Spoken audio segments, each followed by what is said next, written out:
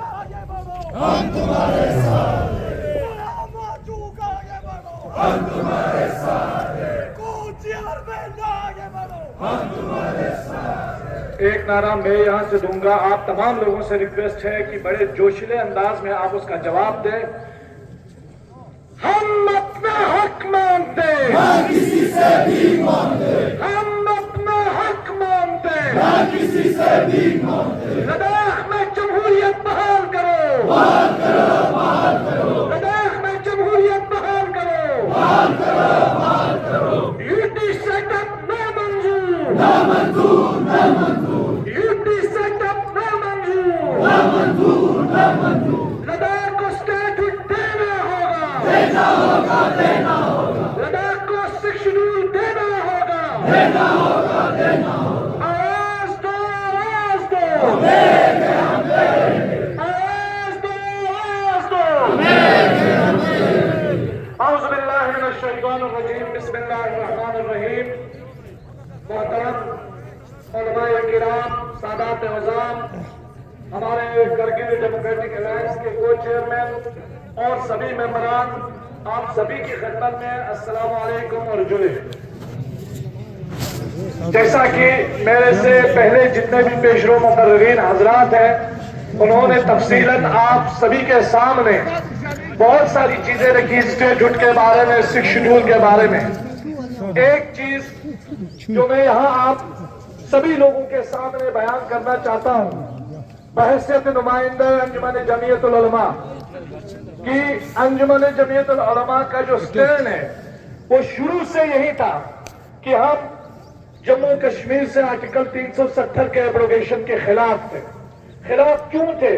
खिलाफ इसलिए थे कि हमें इस बात का अंदाजा था कि 370 और 35A के खत्म होने के बाद यहाँ जमीनों का तहफ्फुज़ खत्म हो जाएगा, यहाँ नौकरियों का तहफ्फुज़ खत्म हो जाएगा, हमारे हाथ में जो हक के हुकूमत और हक के मिल्कियत है वो हमारे हाथ से सल्ब हो जाएगा। इसीलिए हम आर्टिकल 370 की मुखालिफत करते थे।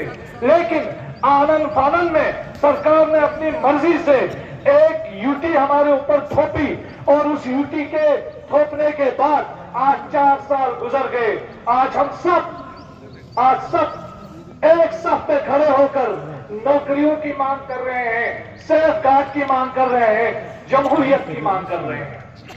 अजीज़ान मिल्लत, अगरचे ये बात दुरुस्त है कि हमारे और रह के दरमियान एक तवील अरसे से इख्तिलाफ रहा bifurcation of state of Jammu Kashmir को लेकर और यूटी स्टेटस को लेकर, लेकिन एक वक्त ऐसा आया जब हम सबको, चाहे रह के हो करगिल के हो, सभी लोगों को लगा कि हम सबका जो मुश्तरका कॉज है वो एक है, हम सबकी मंजिल एक है, मुश्तरका मंजिल एक है, हम सबके बच्चों का मुस्तकबिल खतरे में है, हम सबकी जो जमीन है वो खतरे में है। तो सबने ये हिस्स महसूस की और एपेक्स बॉडी और केडीए के परचम तले हमने इन 4 पॉइंट एजेंडा को लेकर स्ट्रगल शुरू की।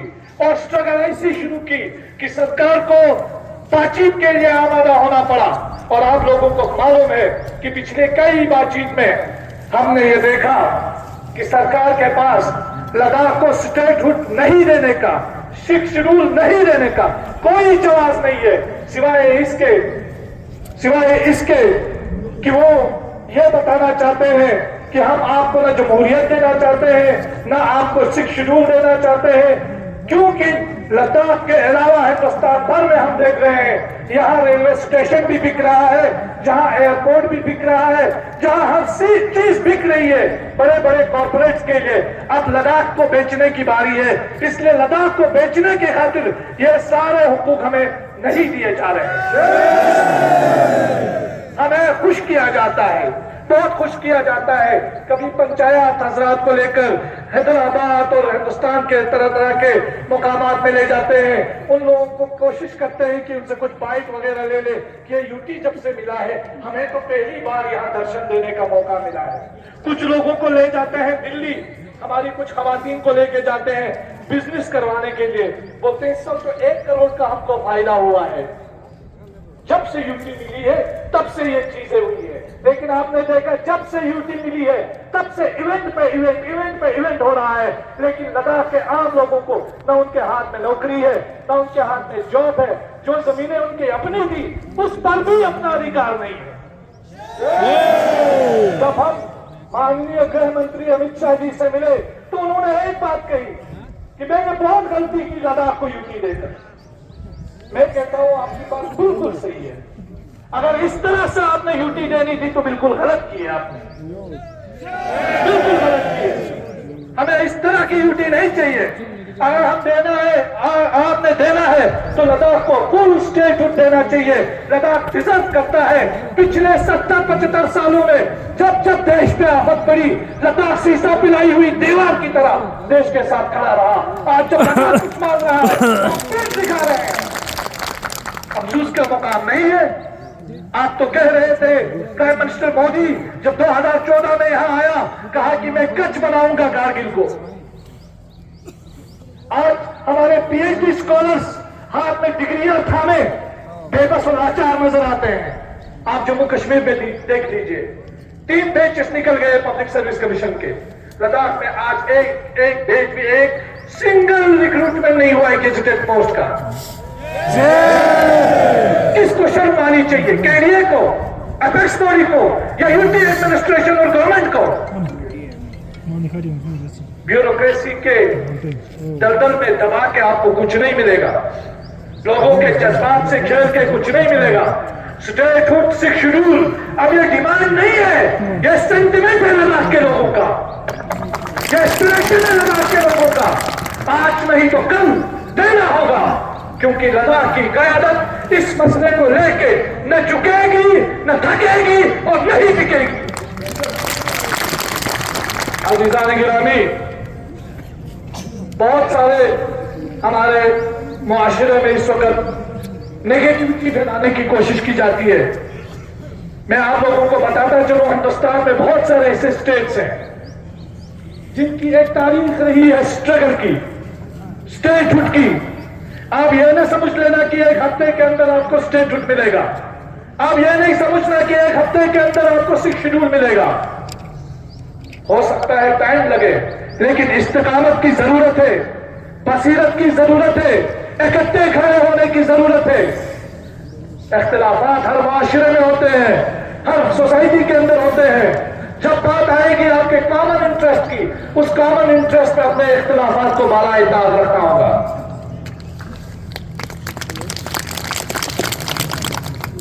کہ کرگل ڈیموکریٹک الائنس آئندہ آنے والے دنوں میں اپنی اس لڑائی کو آگے لے جائے گی، اور کیسے لے جائے گی اس بارے میں ہمارے کو چیئرمین صاحبان آپ کو بتائیں گے۔ لیکن میں اس موقع پر یہاں سے بہت سارے نجی ٹی وی چینلز ہیں، یوٹیوبرز ہیں، اور کچھ انڈیویجول مین اسٹریم میڈیا کے لوگ ہیں جو لداخ کے ایشوز کو ہمیشہ اٹھاتے ہیں، ہائی لائٹ کرتے ہیں، ان تمام لوگوں کا شکریہ ادا کرتا ہوں۔ اور میں ہمارے کے ڈی اے اور اپیکس کے اس کاز کو، جو لداخ کا کاز ہے، کے ڈی اے اور اپیکس کا بھی نہیں ہے، لداخ کا کاز ہے، کیونکہ یہ جو ممبرز ہیں یہ علامتی ممبرز ہیں، باقی آپ سب کے ڈی اے کے ممبرز ہیں، ہم سب کے ڈی اے ہیں، تو ہم سب کے سپورٹ میں، ہم سب کے اس کاز کے سپورٹ میں سونم وانگچک نے جو آمرن انشن کے نام سے وہ بیٹھے ہیں، اس کے لیے میں ان کا بھی شکریہ ادا کرتا ہوں، اور ان کے ساتھ بیٹھنے والے ہر اسٹوڈنٹ کا، جو دلی کے اندر ہمارے کارگل کے رہ کے اسٹوڈنٹ ہے، جموں کے اندر ہمارے کارگل کے لے کے اسٹوڈنٹ ہے، ہر جگہ جہاں ہمارے کارگل کو لے کے اسٹوڈنٹس بیٹھے ہیں اور جو وقتاً فوقتاً ہم سے سولیڈریٹی کرتے ہیں، ان تمام لوگوں کا شکریہ ادا کرتا ہوں، اور ان لوگوں کا بھی شکریہ ادا کرتا ہوں جو ہمیں سپورٹ نہیں کرتے ہیں اور یہ لوگوں کو اکسانے کی کوشش کرتے ہیں کہ کچھ نہیں ہوگا آگے بڑھ کے، کیونکہ وہ اپنی اصلیت دکھا رہے ہوتے ہیں، اور ہمارے لوگوں کو جواب دے کر اور بھی اویئرنیس پھیلانے میں ان کی وہ مدد رہتی ہے، اس لیے ہم اس کو پازیٹو اینگل میں دیکھتے ہیں۔ میرے عزیزان، ایک بات جو اس منچ سے میں کہنا چاہتا ہوں وہ یہ ہے کہ آئندہ آنے والا دور جو ہے ہمارے لیے بہت امتحان کا دور ہے۔ ہمیں اپنی قیادت پر اعتماد رکھتے ہوئے ایک پازیٹو مینٹلٹی کے ساتھ آگے بڑھنے کی ضرورت ہے، اور اور یہ بتانے کی ضرورت ہے اس سرکار کو, اس دیش کے لوگوں کو کہ اگر لداخ کے لوگوں کی یہ ڈیمانڈز پوری نہیں ہوتی ہے تو اس کا نقصان جو ہے لداخ کو بھی ہوگا. لداخ کے ساتھ ساتھ ہمارے جتنے بھی ملک کے بہت سارے نارتھ ایریاز کے اسٹیٹس سے اسے بھی ہوگا, کیونکہ لداخ کا انوائرمنٹ ڈیپینڈ کرتا ہے ان ایریاز کے ساتھ. لداخ میں اس لیے 6 شیڈول کی ضرورت ہے. آج ہمارا انوائرمنٹ, ہمارے اندر جو انوائرمنٹل کرائسس ہے, کلائمیٹ کرائسس ہے, وہ بہت تیزی سے ہم دیکھ رہے ہیں وہ اثر انداز ہو رہی ہے. اس لیے لداخ میں 6 شیڈول دینا لازمی ہے.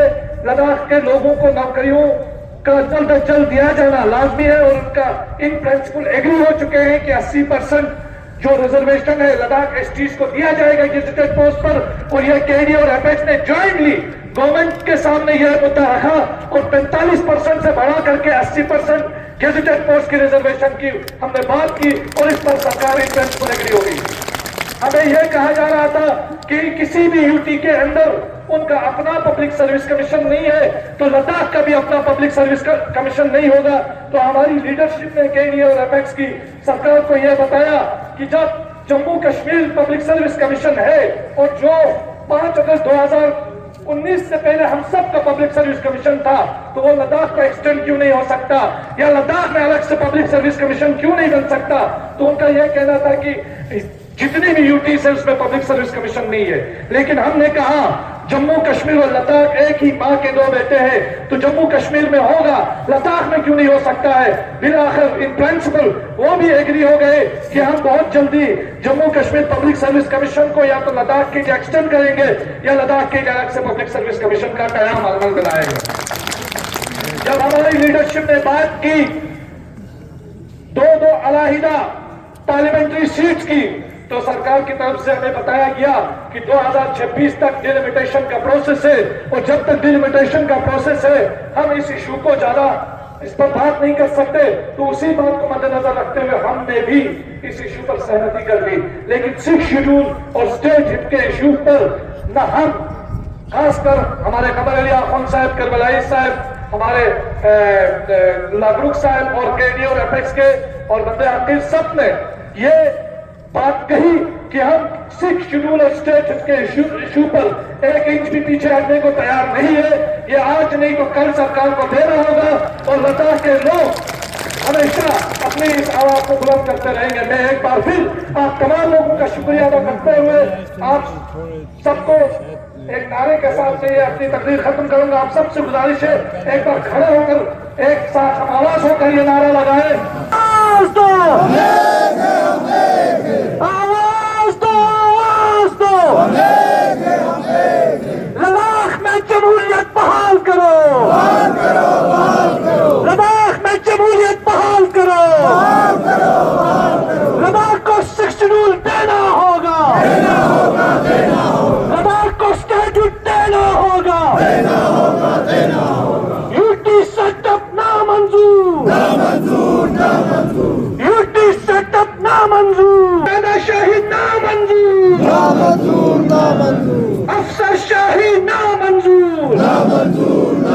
بہت بہت شکریہ.